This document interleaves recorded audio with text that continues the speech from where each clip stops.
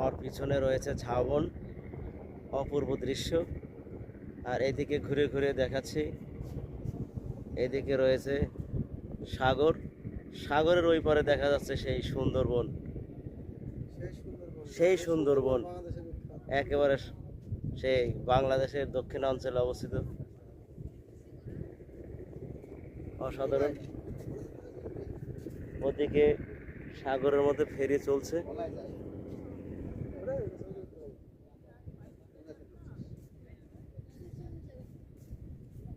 এখানে আমাদের এক ছোট ভাইয়া আছে, সে কাঁকড়া ধরেছে। দেখা, হাত উঁচু করে দেখাও।